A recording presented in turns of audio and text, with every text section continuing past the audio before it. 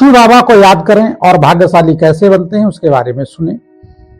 किसी ने कहा है कि कुछ बातें हम अगर अपने जीवन से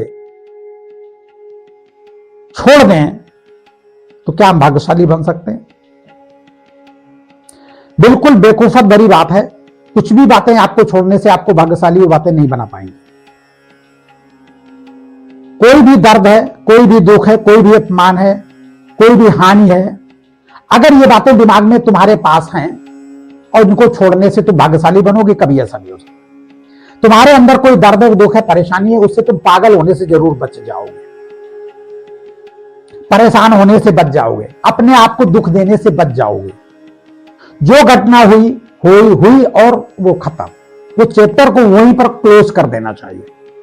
लोग कहते होता नहीं होता तो भोगो, यानी पागल होना है तुमको, दवा खानी या और कुछ अभी दुर्भाग्य बदा होगा वो भोगोगे।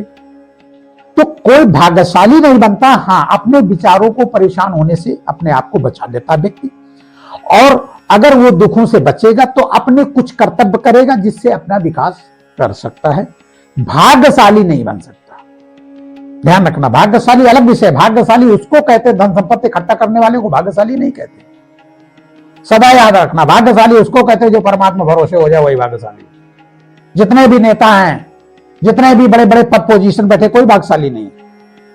कोई भी भाग्यशाली नहीं। ज्यादा परेशान हम लोग पूरी रात सोते, बेचारे सो भी नहीं पाते हैं, सारा दिन सारा रात पूरी व्यवस्था में लगे रहते हैं। ये कहां भाग्यशाली? इनको तो तमाम इधर उधर कानून हेर फेर व्यवस्थाओं को करना पड़ता है, जिसमें बहुत लोगों के घर खाली कराने पड़ते हैं, तो उनका भी तो बद्दुआएं तो मिलती है ना। जितनी किसी को कॉलोनी देने में दुआएं नहीं मिलती हैं, उतनी तो दुआएं किसी का घर उजाड़ने में मिलती है, बद्दुआएं मिलती हैं। तो ऐसी स्थिति में ये लोग तो जो पद पोजीशन पे सही पूछा जाए तो ये लोग भाग्यशाली नहीं, ये समाज की व्यवस्था करने के लिए आए हैं और अपनी व्यवस्था कर रहे हैं। और जो राजा होता है उसके राज्य में तो बहुत सारे दुख और कष्ट बने रहते हैं, तमाम सारे सुख, पर किसी को सुख देने में, किसी की व्यवस्था बनाने में, कहीं सड़क निकालने में तो गांव के गांव हटाने पड़ते हैं, तमाम सारी असुविधाएं करनी पड़ती हैं। उसके शासन काल में बहुत सारे गलत काम भी हो जाते हैं जो उसके अज्ञानता में होते हैं, जो उसको बेचारे को पता ही नहीं लगता, तो उसका भी पाप का वो भागीदार होता चूंकि राजा है। तो ऐसी स्थिति में उनसे ज्यादा भाग्यशाली हम हैं, और भाग्यशाली उसको कहते हैं जो भगवान को जब चाहे तब याद करे, और खूब याद करे, सारा दिन याद करे, सदा साथ रखे। किसी की कोई समस्या तो नहीं, किसी के फोन तो नहीं बज रहे हैं कि उनका फोन आ रहा, उनका फोन आ रहा, उनकी सिफारिश कर दो, उनकी सिफारिश कर दो। तो भाग्यशाली उसको कहा जाता है जो भगवान को अपने साथ सदा रखता है और आनंद से रहता है। 1 2 4 10 20 50 बातें छोड़ने से आपके जीवन में कुछ भी नहीं होगा। सिर्फ आपकी मानसिक स्थिति हल्की होगी, जिससे आपको रिलैक्स महसूस होगा।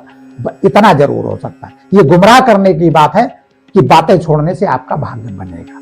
भाग्य है भगवान के भरोसे, और भगवान के जब भरोसे तुम होगे तो भाग्य स्वतः ही निर्माण होगा। और संपत्ति को अर्जित करने, भवन भूमि अर्जित करने से कोई भी भाग्य का निर्माण नहीं। हाँ, इतना सब करने से दुर्भाग्य जरूर खड़ा हो सकता है। जैसे अभी सारा इंडिया वाले कितने लोगों का पैसा लेके चले गए, इतना नाम रोशन सब कुछ किया, काय का नाम, कितनी बद्दुआएं लोगों के साथ जुड़ी है। काय के पैसे वाले, किस बात के पैसे वाले, कितने लोगों की हाय जुड़ी है, और आखिरकार मर के जानी है। तो कोई भी संपत्ति इकट्ठा करने से भाग्य नहीं बनता। भाग्य होता है भगवान भरोसे, और अच्छा कर्म करने से कोई जाने या न जाने। ऐसे सारा इंडिया की तरह हमें क्या दुनिया का परिचय की जरूरत है? बेईमानी करके, दुनिया तमाम करके सब यही जमीन में छोड़ के चले जाओ और दुनिया का घर बर्बाद करके चले जाओ। बहुत ऐसी फर्में हैं जो शेयर बाजार की अपने शेयर बाजार में उतरते हैं और इसके बाद कंपनी बंद करके भाग जाते हैं। ये कर्जा है, ये अदा करना पड़ेगा। सारा इंडिया वाले जो ले गए हैं ना, इनको अगले जन्म सबके घर गुलामत करके अदा करना पड़ेगा। तो भगवान भरोसे होना ही भाग्यशाली है, बाकी कोई भाग्यशाली नहीं है। बाबा शिव को याद करें और सदा आनंद से रहें।